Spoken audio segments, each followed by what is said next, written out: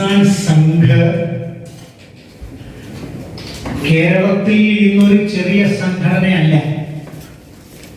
ഭാരതീയ കിസാൻ സംഘ് കേരളത്തിൽ വളരെയധികം പ്രാബല്യത്തോടുകൂടി പ്രമുഖമായ ഒരു സംഘടനയായി പ്രവർത്തിച്ചുകൊണ്ടിരിക്കുന്ന പ്രസ്ഥാനമാണ്.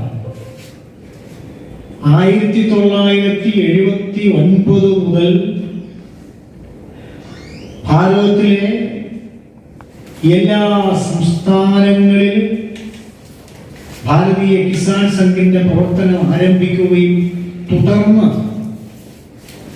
ഇന്ന് ലോകത്തിലെ ഏറ്റവും വലിയ കർഷക പ്രസ്ഥാനമായി തീർന്നിരിക്കുകയും ചെയ്യുന്ന ഒരു പ്രസ്ഥാനം എന്നുള്ള നിലയിൽ ഭാരതീയ കിസാൻ സംഘിന് ലോക ചരിത്രത്തിൽ തന്നെ വളരെ പ്രമുഖമായ ഒരു സ്ഥാനമുണ്ട്. ലോകത്തിലെ കാർഷിക വ്യവസ്ഥയെ സംബന്ധിക്കുന്ന ഒരു ചരിത്രം രചിക്കുകയാണെങ്കിൽ ഭാരതീയ കിസാൻ സംഘിനെ ഒഴിച്ചു നിർത്തിക്കൊണ്ട് അത്തരം ഒരു രചന സാധ്യമല്ല. ഭാരതത്തിൽ ഏകദേശം 5.5 ലക്ഷത്തോളം ഗ്രാമങ്ങളിൽ ഭാരതീയ കിസാൻ സംഘ് പ്രവർത്തിച്ചുകൊണ്ടിരിക്കുന്നു. 1 കോടിയോളം അംഗസംഖ്യയും ഭാരതീയ കിസാൻ സംഘിനുണ്ട്.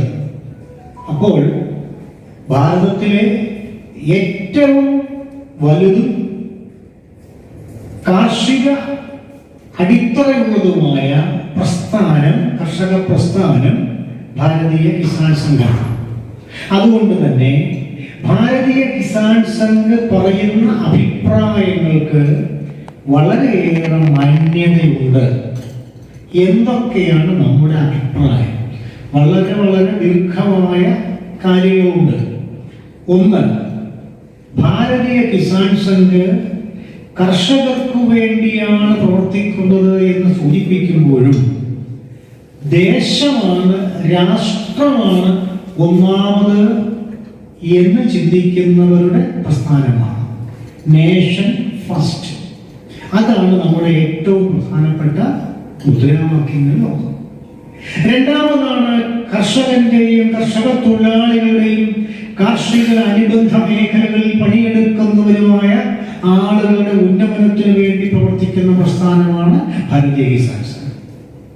അപ്പോൾ ദേശ സംബന്ധമായ കാര്യങ്ങളിൽ ഊന്നിയുന്നുകൊണ്ട് ദേശത്തിന്റെ ഉന്നതിക്കായി പ്രവർത്തിച്ചുകൊണ്ട് ഒപ്പം തന്നെ കാർഷിക മേഖലയുടെ ഉന്നതിക്കായി പ്രവർത്തിക്കുക എന്ന് പറയുന്ന ചിന്താഗതിയാണ് നമ്മുടെ. അങ്ങനെ ചിന്തിക്കുമ്പോൾ മറ്റ് കർഷക പ്രസ്ഥാനങ്ങളിൽ വ്യത്യസ്തമായ ചില കാര്യങ്ങൾ നമുക്ക് പറയേണ്ടി വരും. ഒന്ന്, ഭരണകൂടം ആരാണെങ്കിലും അധികാരത്തിൽ ആരാണ് ഇരിക്കുന്നത് എന്നതല്ല, അധികാരത്തിൽ ഇരിക്കുന്നവർ ദേശത്തോടും അതോടൊപ്പം നാം പ്രതിദാനം ചെയ്യുന്ന കർഷക സമൂഹത്തോടും കൂറുള്ളവരാണോ, ഈ സമൂഹത്തിന് വേണ്ടി എന്താണ് ചെയ്യുന്നത് എന്നതിനെ കുറിച്ചും നാം എപ്പോഴും ജാഗരൂകരായിരിക്കും. ഭാരതീയ കർഷക സമൂഹത്തിന്റെ ചരിത്രം എന്ന് പറയുന്നത് ഈ നാടിന് വേണ്ടി പോരടിച്ചവരുടെ, സമരം ചെയ്തവരുടെ, ഈ നാടിന് വേണ്ടി ത്യാഗോജ്വലമായ ഒരു ജീവിതം നയിച്ചവരുടെ ചരിത്രമാണ്.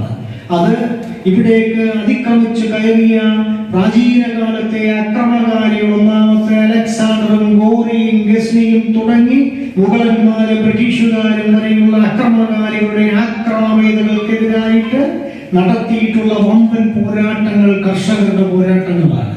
അതിൽ ലക്ഷക്കണക്കായ കർഷകർ ആത്മത്യാഗം ചെയ്തിട്ടുണ്ട്. അങ്ങനെ രാജ്യത്തിന് വേണ്ടി ആത്മത്യാഗം ചെയ്ത കർഷകരുടെ രക്തം വീണ് കുതിർന്ന മണ്ണിലാണ് ഇന്ത്യൻ ജനാധിപത്യം ഇന്ന് പുഷ്കലമായി നിൽക്കുന്നത്. അതുകൊണ്ട് ഈ നാടിന്റെ ആത്മാവായി നിൽക്കുന്നത് കർഷകരാണ്. ആ കർഷക സമൂഹത്തെ അവഗണിച്ചുകൊണ്ടോ ആ കർഷക സമൂഹത്തിന്റെ പ്രശ്നങ്ങൾ പരിഹരിക്കാതെയോ ഒരു ഭരണ സംവിധാനത്തിനും മുന്നോട്ട് പോകാൻ സാധ്യമല്ല.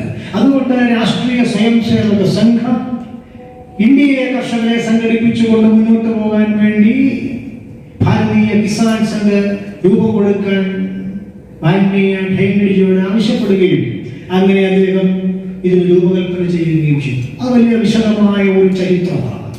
ഞാൻ സൂചിപ്പിക്കുന്നത് ത്യാഗോജ്വലമായ ഒരു ജീവിതത്തിലൂടെ ഈ നാടിനെ വളർത്തിയെടുക്കാൻ, ഉയർത്തിയെടുക്കാൻ പാടുപെട്ട കർഷക സമൂഹത്തിന്റെ പിന്മുറക്കാരാണ് ഇന്നുള്ള കർഷകർ എന്നതാണ്. ഇന്ത്യയിലെ 63% വരുന്ന തനത് കർഷകരുണ്ട്. തനത് കർഷകർ എന്ന് പറയാൻ കാരണം മുഴുവൻ സമയവും കാർഷിക വൃത്തി കൊണ്ട് മാത്രം ജീവിക്കുന്ന ആളുകൾ പരിപൂർണ കർഷകർ എന്ന 63% ഭാരതത്തിൽ. അത് കേരളത്തിലേക്ക് വരുമ്പോൾ കേവലം 19% ആളുകൾ മാത്രമേ കൃഷി കൊണ്ട് ജീവിക്കുന്നുള്ളൂ. കാർഷിക അനുബന്ധ മേഖലയിൽ പണിയെടുക്കുന്നവരും കാർഷിക മേഖലയിൽ തൊട്ടു നിൽക്കുന്നവരും ഒക്കെ കൂടെ നോക്കുമ്പോൾ 42% കർഷകരെ ഇപ്പോൾ കേരളത്തിലുള്ളൂ. എന്ന് പറഞ്ഞാൽ ദേശീയ ശരാശരി കാർഷിക അനുബന്ധ മേഖലകളിൽ പണിയെടുത്തുകൊണ്ടിരിക്കുന്ന കർഷകരുടെ സംഖ്യ പരിശോധിച്ചാൽ ഇപ്പോഴും 80% വരുന്ന ദേശീയ ശരാശരിയും കേരളത്തിലെ കർഷക സമൂഹത്തിന്റെ ശരാശരിയും പരിശോധിക്കുമ്പോൾ കേരളത്തിൽ തനത് കർഷകർ വളരെ കുറവാണെന്ന് കാണാം.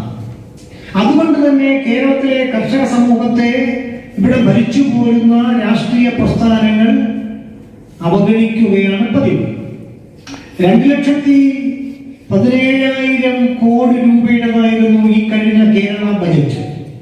എന്നാൽ കേരളത്തിലെ കർഷകന് അനുവദിക്കപ്പെട്ടത് വെറും 1,533 കോടി രൂപ മാത്രമാണ്. എന്ന് പറഞ്ഞാൽ ആകെയുള്ള കേരള ബജറ്റിന്റെ 1% പോലും കർഷകന് കൊടുത്തില്ല. എന്തുകൊണ്ടാണ് ചെയ്യാത്തത്? കർഷകൻ പരിഗണിക്കപ്പെടേണ്ട ഒരു സമൂഹമാണെന്ന ധാരണ ബജറ്റ് അവതരിപ്പിച്ച വ്യക്തിക്കോ അവരെ നയിച്ചുകൊണ്ടിരിക്കുന്ന പ്രസ്ഥാനത്തിനോ ഇല്ല എന്നുള്ളതാണ്. ഇന്ത്യയിലെ കോൺഗ്രസ് പ്രസ്ഥാനത്തെ ചരിത്രം കർഷകരെ അവഗണിച്ച ചരിത്രമാണെന്ന് രാഷ്ട്രീയമാണ് ഞാൻ പറയാൻ ആഗ്രഹിക്കുന്നില്ല. അപ്പോൾ കേരളത്തിലെ കർഷകൻ ഇന്ന് അനുഭവിച്ചുകൊണ്ടിരിക്കുന്ന ഒട്ടനവധി പ്രശ്നങ്ങളുണ്ട്, പ്രതിസന്ധികളുണ്ട്. ഒന്നാമതായി കൃഷി ചെയ്യാനുള്ള ഇടങ്ങളുടെ കുറവ്, ഉള്ള കൃഷിയിടങ്ങളിൽ കൃഷി ചെയ്യാൻ കഴിയാത്ത സാഹചര്യം, ആഗോള താപനം അടക്കമുള്ള പ്രകൃതിക്ഷോഭങ്ങളുടെ പ്രശ്നങ്ങൾ,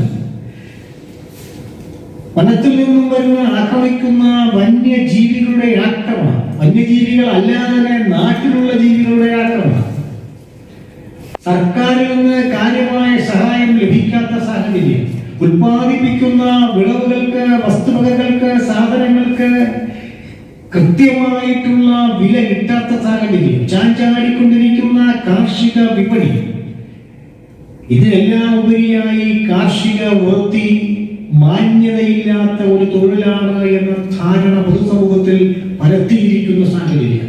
ഇങ്ങനെ കർഷകന്റെ ആത്മാഭിമാന ബോധത്തെയും കർഷകന്റെ ഉൽപാദന ഉപാധികളെയും ഉൽപ്പന്നങ്ങളെയും വിഭവങ്ങളെയും എല്ലാം തിരസ്കരിക്കുന്ന, കർഷകന്റെ വിഭവമില്ലാതെ ആർക്കും ജീവിക്കാൻ സാധ്യമല്ല എന്നിരിക്കെ കർഷകനെ തിരസ്കരിക്കുന്ന, കാർഷിക വൃത്തിയെ തിരസ്കരിക്കുന്ന ഒരു നയമാണ് പൊതുവെ സ്വീകരിക്കപ്പെട്ടിരിക്കുന്നത്.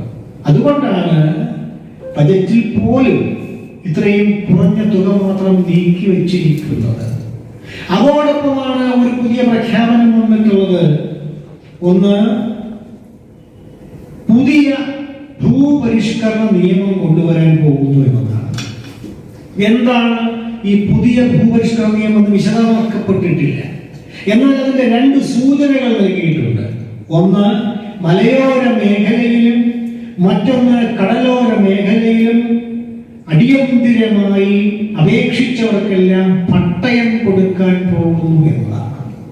ഇത് വളരെയേറെ ശ്രദ്ധിക്കപ്പെടേണ്ട ഒരു കാര്യമാണ്.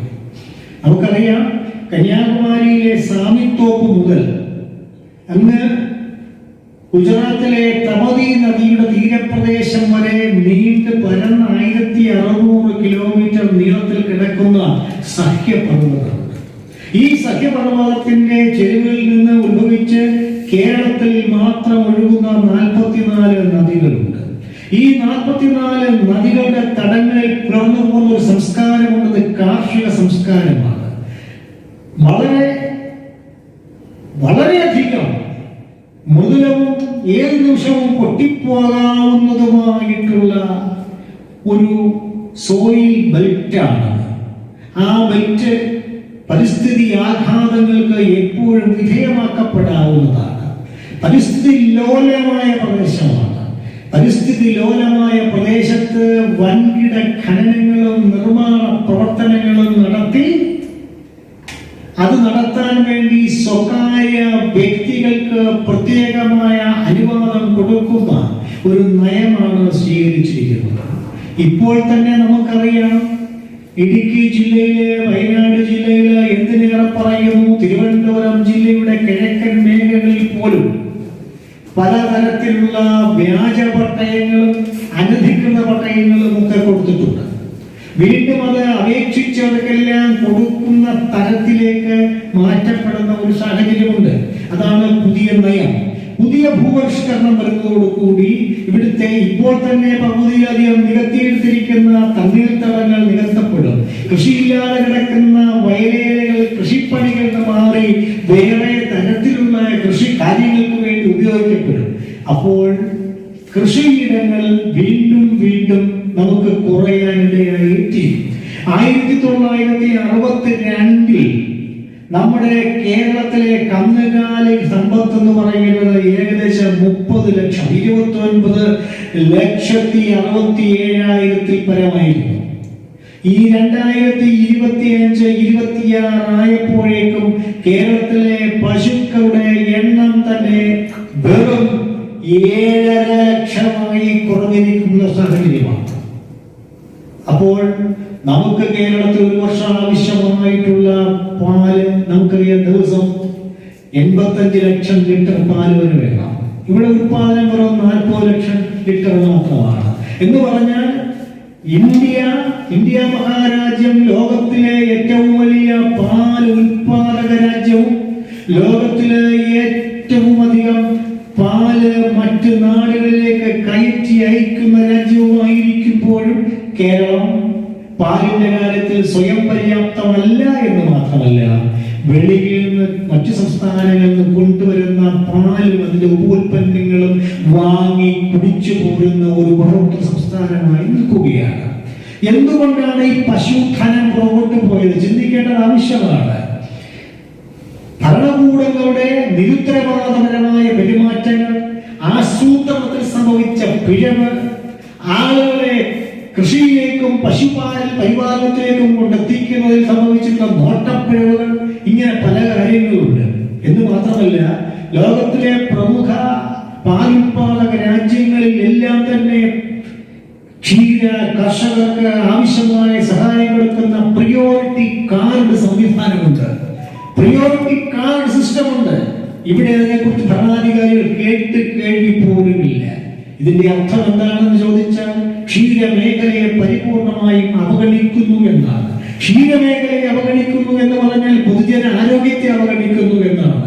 വരുന്ന തലമുറയുടെ ആരോഗ്യപൂർണമായ ഒരു ജീവിതത്തെ അവഗണിക്കുന്നു എന്നാണ്. ഞാൻ ദിഗ്മാത്രമായി സൂചിപ്പിച്ചു എന്ന് മാത്രമേ ഉള്ളൂ. കേവലം ഭൂപരിഷ്കരണം സംഭവിക്കുന്നതോടുകൂടി ഇപ്പോൾ തന്നെ വളരെയധികം കുറഞ്ഞു പോയിരിക്കുന്ന പശുധനം, കന്നുകാലി സമ്പത്തിന്റെ എണ്ണം വീണ്ടും വീണ്ടും കുറയാനിടയാക്കും. വീണ്ടും ഭൂമി എങ്ങനെയാണോ 67 മുതൽ 67 വരെയുള്ള കാലഘട്ടത്തിൽ ഭൂപരിഷ്കരണ നിയമങ്ങളിലൂടെ കേരളത്തിലെ ഭൂമിയെ തുണ്ടു ഭൂമികളാക്കി കമ്മ്യൂണിസ്റ്റ് ഭരണകൂടം മുറിച്ചു മാറ്റിക്കളഞ്ഞത്, കേരളത്തിലെ കർഷക സമൂഹത്തെ നിലംപരിശാക്കിയത്, അതിന്റെ ഒരു തുടർച്ചയാണ് സംഭവിക്കാൻ പോകുന്നത്. എന്ന് മാത്രമല്ല, തിരുവനന്തപുരം, കൊല്ലം, ആലപ്പുഴ എന്നീ 3 ജില്ലകളെ ഉൾപ്പെടുത്തിക്കൊണ്ട് ഒരു റയർ എർത്ത് കോറിഡോർ ഉണ്ടാക്കാൻ തീരുമാനിച്ചിരിക്കുകയാണ്. എന്താണ് ഈ റയർ എർത്ത് കോറിഡോർ? തിരുവനന്തപുരത്തിന്റെ ഏകദേശം പൂന്തുറയിലെ കുറച്ചുകൂടെ മുന്നോട്ട് ഊരമ്പ് വരെയുള്ള പ്രദേശങ്ങൾ മുതൽ ആലപ്പുഴ ജില്ലയിലെ ചേർത്തലയ്ക്ക് അപ്പുറം വരെയുള്ള പ്രദേശങ്ങൾ വരെ നീണ്ടുകിടക്കുന്ന കളപ്പുറത്ത് വലിയ ധാതു സമ്പത്തുണ്ട്. ഇപ്പോഴും കരിമണൽ ഖനനം നടന്നുകൊണ്ടിരിക്കുകയാണ്.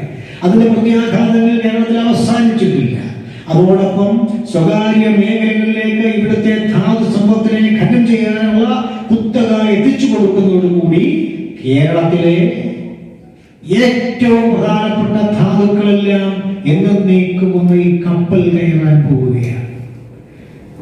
ഈ റയർ എർത്ത് കോറിഡോർ സാമ്പത്തിക വളർച്ച പൊതുസമൂഹത്തിൽ ഉണ്ടാക്കുകയില്ല. നേരെ മറിച്ച് ചില പ്രത്യേക രാഷ്ട്രീയ, മത, സമുദായ, ഭൂമാഫിയ സംഘങ്ങൾക്ക് മാത്രം ഗുണം ലഭിക്കുന്ന തരത്തിൽ മാറ്റത്തിന് വിധേയമാക്കാൻ വേണ്ടിയിട്ടുള്ളതാണ് ആ നയം. ഇത് ആരെയാണ് ബാധിക്കുന്നത്? കർഷകനെയാണ് ബാധിക്കുന്നത്. മുമ്പ് സൂചിപ്പിച്ച പരിസ്ഥിതി ലോലമായ പ്രദേശങ്ങളിൽ പട്ടയം കൊടുത്തുകൊണ്ടും അവിടെ നിർമ്മാണങ്ങളും ഖനനങ്ങളും നടത്താൻ അനുമതി കൊടുത്തുകൊണ്ടും അവിടെ നിന്ന് പ്രവഹിച്ച് ഒഴുകിക്കൊണ്ടിരിക്കുന്ന നദീതടങ്ങളിൽ പുലർന്നു പോരുന്ന നാമമാത്രമായ കൃഷിയെ എന്നേക്കുമായി ഇല്ലാതെയാക്കാനും മാത്രമേ ഈ നീക്കം സഹായിക്കുകയുള്ളൂ. അതുകൊണ്ട് ഇവിടുത്തെ കർഷകൻ വളരെ വളരെ ഗുരുതരമായ പ്രതിസന്ധികളെ കൂടെ നേരിടാൻ പോവുകയാണ്. ഇതിൽ നിന്ന് നമുക്കൊരു മോചനം വേണം. ഈ മോചനം വേണമെങ്കിൽ കർഷക സമൂഹം ഉണർന്ന് പ്രവർത്തിക്കേണ്ടതുണ്ട്. അതിനാണ് ഭാരതീയ കിസാൻ സംഘ് വളരെ ക്രിയാത്മകമായ ചില പദ്ധതികൾ മുന്നോട്ട് വെച്ചത്.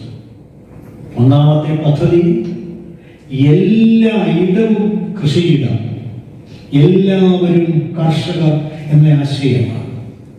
അത് കേരളത്തിൽ നാം മുന്നോട്ട് വെച്ച ആശയമാണ്. ഒരു വീട്ടിൽ മണ്ണില്ലെങ്കിൽ പോലും കൃഷി ചെയ്യാനുള്ള സാഹചര്യം ഉണ്ടാക്കിയെടുക്കുന്ന, ഉള്ള സ്ഥലത്ത് കൃഷി ചെയ്യാനുള്ള സാഹചര്യം ഉണ്ടാക്കിയെടുക്കുന്ന, തരിശായി കിടക്കുന്ന ഇടങ്ങൾ കൃഷി ചെയ്യാനുള്ള സാഹചര്യം ഉണ്ടാക്കിയെടുക്കുന്ന ഒരു പദ്ധതിയാണ്. ഏതുതരം ഉൽപ്പന്നങ്ങളും മൂല്യവർദ്ധിത വിഭവങ്ങളായ ഉൽപ്പന്നങ്ങൾ ഉണ്ടാക്കിയെടുത്തുകൊണ്ട് കർഷകന്റെ സാമ്പത്തിക വരുമാനവും ജീവിത നിലവാരവും മെച്ചപ്പെടുത്തുക എന്നൊരു ലക്ഷ്യമാണ് അതിനുള്ളത്. അത് പലയിടങ്ങളിലും ഇപ്പോൾ പ്രാവർത്തികമായി കൊണ്ടിരിക്കുകയാണ്. ഇതിനെല്ലാം അടിസ്ഥാനമായി നിൽക്കുന്നത് എന്താണെന്ന് ചോദിച്ചാൽ അത് പശുക്കളാണ്. അതുകൊണ്ട് ഭാരതീയ കിസാൻ സംഘ് ഇന്ത്യയിൽ മുഴുവനായി തന്നെ ഒരു നയം, നമ്മുടെ പ്രാരംഭ 79 മുതൽ തന്നെ സ്വീകരിച്ച നയം വളരെ ഊർജ്ജസ്വതയോടുകൂടി ഇപ്പോൾ നടപ്പിലാക്കിക്കൊണ്ടിരിക്കുകയാണ്. അത് ഗോ ആധാരിത ജൈവ കൃഷിയാണ്. കേൾക്കുമ്പോൾ ഇത് പ്രായോഗികമാണോ എന്ന് തോന്നും. ഇതാണ് പ്രായോഗികം. പശ്ചിമേഷ്യൻ യുദ്ധത്തിന്റെ പശ്ചാത്തലത്തിൽ ഇന്ത്യ മഹാരാജ്യത്തേക്ക് വന്നുകൊണ്ടിരുന്ന വളത്തിന്റെ ഒഴുക്ക് നിൽക്കുകയും ഭാരതത്തിലെ കർഷകർക്ക് കൃഷി ചെയ്യാൻ ആവശ്യമായിട്ടുള്ള രാസവളം, നമുക്കറിയാം 63 ദശലക്ഷം ടൺ രാസവളമാണ് ഒരു വർഷം നമ്മുടെ ഈ നാട്ടിൽ കുഴിച്ചിടുന്നത്. രാസവളത്തിന് ലഭ്യത കുറഞ്ഞപ്പോൾ ഇവിടെ തനതു വളങ്ങൾ ഉണ്ടാക്കിയെടുക്കുന്ന പ്രവർത്തനം ആരംഭിച്ചു. യു പിയിലൊക്കെ ആണെങ്കിൽ സ്ത്രീകളുടെ തന്നെ കൂട്ടായ്മകൾ രാസവളത്തിന് തുല്യമായ ജൈവവളങ്ങൾ, ജൈവ മിശ്രിത വളങ്ങൾ ഉണ്ടാക്കിയെടുത്തിട്ടുണ്ട്. അതിങ്ങനെ നാട്ടിൽ പ്രചരിച്ചുകൊണ്ടിരിക്കുകയാണ്. അതിന് പ്രധാനമായ ഇൻഗ്രീഡിയന്റ് എന്ന് പറയുന്നത് കരിമ്പിൻ നീരിൽ നിന്നാണ്. രാസവളം പോലെ തന്നെയുള്ളതാണ്.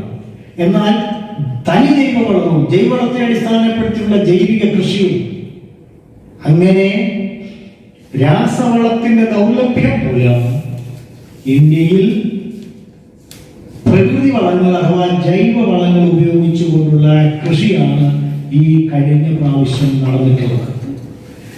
അതുകൊണ്ട് ഉൽപാദനം കുറഞ്ഞില്ല. ഉൽപാദനം കുറയുമെന്ന ധാരണ ശരിയല്ലെന്നും ഉൽപാദനത്തിൽ വലിയ വളർച്ചയാണ് ഉണ്ടായിരിക്കുന്നത് എന്നും മണ്ണിനെ മലിനപ്പെടുത്താതെ തന്നെ നമ്മുടെ ഈ ഭൂമിയെ രക്ഷിച്ചെടുത്തുകൊണ്ട് കൃഷിയെയും സമൂഹത്തെയും രക്ഷിക്കാൻ കഴിയുമെന്നും അത് തെളിയിച്ചു. ഇപ്പോൾ നമ്മൾ രാസവളത്തിന്റെ കാര്യത്തിൽ, വളത്തിന്റെ കാര്യത്തിൽ, ജൈവവളത്തിന്റെ കാര്യത്തിൽ സ്വയം പര്യാപ്തതയിലേക്ക് എത്തിക്കൊണ്ടിരിക്കുകയാണ്. ഏത് സമയത്തും ഇന്ത്യ മഹാരാജ്യത്തെ കേറി അടിക്കാൻ ആലോചിച്ചുകൊണ്ട് ഒരു കൈകൊണ്ട് മോഡിയെ പ്രശംസിച്ചും മറു കൈകൊണ്ട് മോഡിയെ അടിച്ചും പെരുമാറുന്ന ട്രംപിന്റെ ഒരു രാഷ്ട്രീയ നീതിസാരമുണ്ട്. നമ്മളെല്ലാം കണ്ട് മനസ്സിലാക്കിയിട്ടുള്ളവരാണ്. ഇന്ത്യ മഹാരാജ്യത്തെ എപ്പോഴും താഴേക്ക് ചവിട്ടിത്താഴ്ത്താനാണ് അമേരിക്ക ശ്രമിച്ചത്. കാരണം എന്താണ്? മുമ്പ് പറഞ്ഞല്ലോ, ലോകത്തിൽ ഏറ്റവും അധികം പാൽ ഉത്പാദിപ്പിക്കുന്ന രാജ്യമായ ഇന്ത്യയിലേക്ക് അമേരിക്കയുടെ പാലുൽപ്പന്നങ്ങളും ഇറക്കുമതി ചെയ്യണമെന്നാണ് ആവശ്യപ്പെടുന്നത്. അത് സാധ്യമല്ല എന്നാണ് നമ്മുടെ ഭരണകൂടം പറഞ്ഞത്. ഇവിടെ സഫീഷ്യന്റായി ആവശ്യത്തിന് ധാരാളമായി പാലുള്ളപ്പോൾ നമ്മൾ എന്തിനാണ് പാലും പാലുൽപ്പന്നങ്ങളും അമിതമായ നികുതി കൊടുത്ത് ഇവിടേക്ക് ഇറക്കുക ചെയ്യുന്നത്? ഇതിന് പലവിധ കാരണങ്ങളുണ്ട്. ബംഗാൾ കരാറും ഗ്ലോബലൈസേഷനും ഉദാരവൽക്കരണവും അടക്കമുള്ള മുൻകാല സർക്കാരുകളുടെ നടപടിക്രമങ്ങളുടെ തുടർച്ചയായി നാം അനുഭവിച്ചുകൊണ്ടിരിക്കുന്ന പ്രതിസന്ധികളാണെങ്കിൽ പോലും അത് സാധ്യമല്ല എന്ന് പ്രഖ്യാപിക്കുകയും അതിന്റെ അടിസ്ഥാനത്തിൽ പലവിധ സംഘടനകൾ അനുഭവിക്കേണ്ടി വന്നിട്ടും ഭാരതത്തിലെ കർഷക സമൂഹം ഒന്നിച്ച് ഒന്നായി നിൽക്കണം എന്ന തീരുമാനപ്രകാരം ഭാരതീയ കിസാൻ സംഘ് ആവിഷ്കരിച്ച ഗോ ആധാരിത ജൈവ കൃഷിയിലേക്ക് കുതിക്കാൻ വേണ്ടി തീരുമാനിക്കുകയും പശുധൻ പോർട്ടൽ, നിങ്ങൾ പലരും അത് കണ്ടിരിക്കും, പശുധൻ പോർട്ടൽ രൂപകൽപ്പന ചെയ്യപ്പെടുകയും അതിന്റെ അടിസ്ഥാനത്തിൽ എങ്ങനെയാണ് കന്നുകാലി പറ്റങ്ങൾ വളർത്തിയെടുക്കുന്നതിന് ആവശ്യമായ പദ്ധതികൾ സാധാരണക്കാരായ കർഷകർക്കും ജനബോധത്തിൽ ലഭിക്കുക എന്നതിനെ സംബന്ധിച്ച് വിശദമാക്കപ്പെട്ടു. മറ്റൊരു കാര്യം, നമ്മുടെ നാട്ടിലേക്ക് ഏറ്റവും അധികം ഇറക്കുമതി ചെയ്യുന്ന സാധനം ക്രൂഡ് ഓയിലാണ്. ഈ ക്രൂഡ് ഓയിൽ കഴിഞ്ഞാൽ രണ്ടാമത്തെ രാസവളമാണ്. ക്രൂഡ് ഓയിലിന്റെ ഇറക്കുമതി നിലയ്ക്കുകയും പശ്ചിമേഷ്യൻ യുദ്ധത്തിന്റെ പശ്ചാത്തലത്തിൽ ഇറക്കുമതി കുറയുകയും ഏകദേശം നിലച്ചതുപോലെ ആയിത്തീരുകയും നമ്മുടെ ക്രൂഡ് ഓയിലിന്റെ കരുതൽ ധനം കൊണ്ട് മാത്രം നമ്മൾ രക്ഷപ്പെടുകയും ചെയ്തൊരു സാഹചര്യമാണ്. അപ്പോൾ തനതായ ഊർജ പദ്ധതികൾ ആവിഷ്കരിക്കാൻ തീരുമാനിക്കുകയും അതിന്റെ അടിസ്ഥാനത്തിൽ E20, E80, E100 എന്ന് പറയുമ്പോൾ എഥനോൾ 20, എഥനോൾ 80, എഥനോൾ 100 ഇങ്ങനെയുള്ള ഊർജ സ്രോതസ്സുകളായ പെട്രോളുകൾ അവതരിപ്പിക്കപ്പെടുകയും ചെയ്തു. എഥനോൾ ലോകത്തിൽ ഏറ്റവും കൂടുതൽ ഉത്പാദിപ്പിക്കുന്ന രാജ്യം ബ്രസീലാണ്, രണ്ടാമത് അമേരിക്കയാണ്. പക്ഷെ അവിടെ ഈ എഥനോൾ ഉത്പാദിപ്പിക്കുന്നത് ബ്രസീലിൽ കരിമ്പിൻ നീരിൽ നിന്നും അമേരിക്കയിൽ ചോളത്തിൽ നിന്നുമാണ്. ഇന്ത്യ മഹാരാജ്യത്ത് എഥനോൾ ഉത്പാദിപ്പിക്കുന്നത് ജൈവ മാലിന്യങ്ങളിൽ നിന്നാണ്. കരിമ്പിൻ ചണ്ടി, ചോളത്തിന്റെ ചോള ചെടി, അതിന്റെ അവശിഷ്ടങ്ങൾ എന്ന് പറഞ്ഞാൽ ഹരിയാന, എപ്പോഴും ഹരിയാന ഡൽഹിയിൽ നിന്ന് വടക്ക് നടക്കുമായിരുന്നു മുമ്പ്. കാരണം ഹരിയാനയിലെ കർഷകർ കത്തിക്കുന്ന വലിയ വലിയ ചോള കൂമ്പാരങ്ങളിൽ നിന്ന് വരുന്ന പുകപടലങ്ങൾ ഡൽഹിയെ അങ്ങനെ മുക്കിക്കളയുമായിരുന്നു. അവിടെ ശ്വാസം മുട്ടി ജീവിക്കാൻ കഴിയാത്ത സാഹചര്യം ഉണ്ടായിരുന്നു. പൊല്യൂഷൻ റേറ്റ് വളരെ കൂടുതലായിരുന്നു. അതിനൊക്കെ ശാശ്വതമായ പരിഹാരം കണ്ടെത്തിക്കൊണ്ട് നമ്മുടെ ഈ നാട്ടിൽ കുട്ടനാട്ടിലെ കർഷകർ കൃഷി ചെയ്യുമ്പോൾ വിളഞ്ഞ നെല്ലിന്റെ മുകൾ ഭാഗം മാത്രമേ വെട്ടിയെടുക്കാവൂ. ചെറിയ കറ്റകളായിരിക്കും. താഴെയുള്ള ഭാഗം വെട്ടിയെടുക്കാറില്ല. വൈക്കോൽ അവിടെ കിടന്ന് അഴുകിപ്പോവുകയാണ്, അല്ലെങ്കിൽ ചിലപ്പോൾ തീ വെച്ച് കളയുകയാണ് പതിവ്.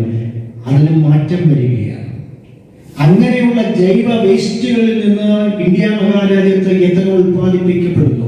4300 കോടി രൂപയുടെ എഥനോളാണ് കഴിഞ്ഞ വർഷം ഇന്ത്യയിൽ ഉത്പാദിപ്പിച്ചത്. അതിൽ 300 കോടി രൂപ ഉത്പാദന ചെലവ് മാറ്റി 4000 കോടി രൂപയും എത്തിച്ചേർന്നത് കർഷകരുടെ കയ്യിലേക്കാണ്. അതുകൊണ്ട് നമ്മുടെ ഭാരതത്തിൽ ഒരു ജൈവ കാർഷിക വിപ്ലവം സംഭവിക്കുകയാണ്.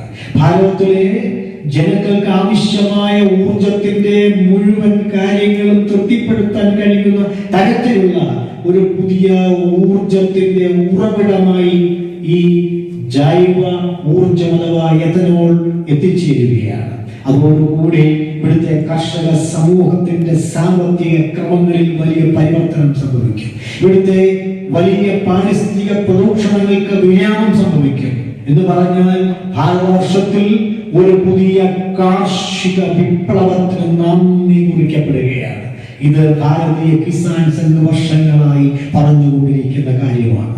ഭാരതീയ കിസാൻ സംഘിന്റെ മുൻകാല പ്രവർത്തകരുടെ ദീർഘവീക്ഷണത്തോടു കൂടിയിട്ടുള്ള ആ നയം ഇന്ന് ഭാരത സർക്കാർ നടപ്പിലാക്കിക്കൊണ്ടിരിക്കുന്നു എന്നത് നമ്മെ സംബന്ധിച്ചിടത്തോളം അഭിമാനകരമായ കാര്യമാണ്. ഈ തിരുവനന്തപുരത്തെ കർഷകരും ഇതിൽ ഭാഗഭാക്കായി തീരേണ്ടതുണ്ട്. തിരുവനന്തപുരത്തെ വയലുകളിൽ ഇപ്പോൾ നെൽകൃഷി വളരെയേറെ കുറവാണെങ്കിലും വളരെയധികം കൃഷി ചെയ്യപ്പെട്ടത് വാഴയും മരച്ചീനിയുമാണ്. ഇത് രണ്ടിന്റെയും വേസ്റ്റും ഈ എഥനോൾ അഥവാ ജൈവ ഡീസലിലേക്ക് കൊണ്ടെത്തിക്കാൻ കഴിയുന്നതാണ്. അതിനുള്ള പ്ലാന്റുകൾ ഉണ്ടായിത്തീരണം. ഭാരതീയ കിസാൻ സംഘിന്റെ പ്രവർത്തകന്മാർ മുൻകൈ എടുത്തുകൊണ്ട് ഇത്തരം പ്ലാന്റുകൾ ഉണ്ടാക്കുകയാണെങ്കിൽ അവർക്ക് വേണ്ട സഹായ സഹകരണങ്ങൾ നൽകാൻ ഇപ്പോൾ കേന്ദ്ര സർക്കാരിന്റെ കൃഷി വകുപ്പും തയ്യാറായി നിൽക്കുകയാണ് എന്ന് ഞാൻ മനസ്സിലാക്കുന്നു. അതുകൊണ്ട് തന്നെ അതിലേക്കും ശ്രദ്ധിക്കാവുന്ന ഒപ്പം നമ്മുടെ സംഘടനയെ നമ്മൾ പുതിയൊരു തലത്തിലേക്ക് വളർത്തിയെടുക്കണം. കാരണം ആളുകളുടെ എണ്ണം മാത്രമല്ല, ആളുകളുടെ എണ്ണമൊന്നും ഒരു വലിയ പ്രശ്നമേ അല്ല. നമുക്കറിയാം, ഇന്നിപ്പോ ഹിന്ദു സാമ്രാജ്യ ദിനം നടന്നുകൊണ്ടിരിക്കുന്ന ആഘോഷങ്ങൾ നടന്നുകൊണ്ടിരിക്കുന്ന ഒരു സമയമാണ്.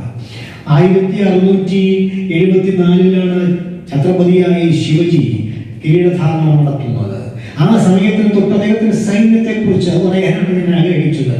വലിയ കടൽ തിരമാലകൾ പോലെ ആഞ്ഞടിച്ചു വരുന്ന മുഗള സൈന്യത്തിന് മുമ്പിൽ ചെറിയ ചെറിയ സൈന്യങ്ങളുമായി നിന്നുകൊണ്ട് പോരാടിയിട്ട് ഗറില്ല യുദ്ധങ്ങൾ പോലെയുള്ള യുദ്ധ മുറകളിലൂടെ മുഗളന്മാരെ തുരത്തി ഓടിച്ച് ഹിന്ദു പദപാതിശാലിയായിട്ട് അദ്ദേഹം അഭിഷിക്തനായി തീരുകയുണ്ടായി. ചെറിയ ചെറിയ സംഘങ്ങളാണ്, ചെറിയ ചെറിയ കൂട്ടങ്ങളാണ്. എന്നും ക്രിയേറ്റീവ് മൈനോറിറ്റിയാണ് ലോകത്തിൽ പരിവർത്തനങ്ങൾ വരുത്തിയിട്ട് ലോക ചരിത്രം എന്നാണ് പഠിപ്പിക്കുന്നത്. ഇവിടെ നമ്മൾ ചെറിയ ചെറിയ കർഷക ഗ്രൂപ്പുകൾ ഉണ്ടാക്കി തീർക്കണം. കഴിഞ്ഞ ദിവസം നമ്മുടെ ഇന്നത്തെ തിരുവനന്തപുരം ജില്ലാ പ്രതിനിധി സഭയെ കുറിച്ച് കൂടിയാലോചിക്കാൻ കൂടിയ സമയത്ത് നമ്മൾ ചില കാര്യങ്ങൾ പറഞ്ഞിരുന്നു. ഒന്ന്, നമ്മൾ 2-3 പ്രമേയങ്ങളെ കുറിച്ച് സൂചിപ്പിച്ചു. പ്രമേയങ്ങൾ തയ്യാറായിട്ടുണ്ടോ എന്ന് ഞാൻ അന്വേഷിക്കുന്നില്ല ഇപ്പോൾ. പക്ഷേ എങ്കിലും നമ്മൾ പറഞ്ഞ കാര്യങ്ങൾക്ക് വളരെ പ്രാധാന്യമുണ്ട്. തിരുവനന്തപുരം ജില്ലയിലെ ഏറ്റവും പ്രധാനപ്പെട്ട ഒരു രാഷ്ട്രീയ സാമൂഹ്യ സാഹചര്യമുണ്ട്.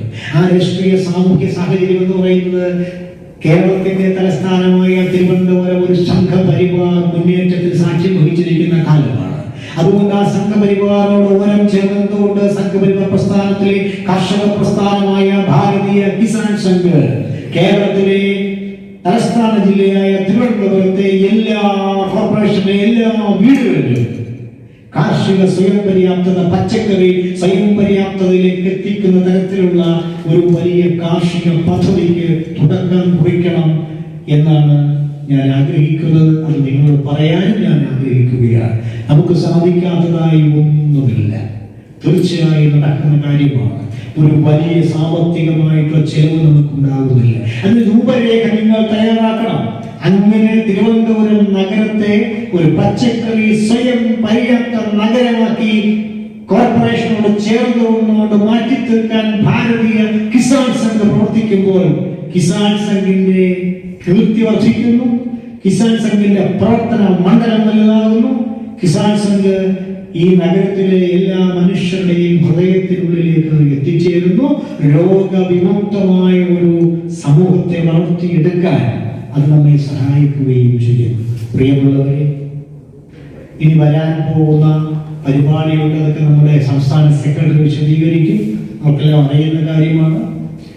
ഇപ്പോൾ ഇത്ര മാത്രം പറഞ്ഞുകൊണ്ട് ഈ സമ്മേളനം ഔപചാരികമായി ഉദ്ഘാടനം ചെയ്തതായി അറിയിക്കുന്നു. എല്ലാവർക്കും എൻ്റെ നമസ്കാരം.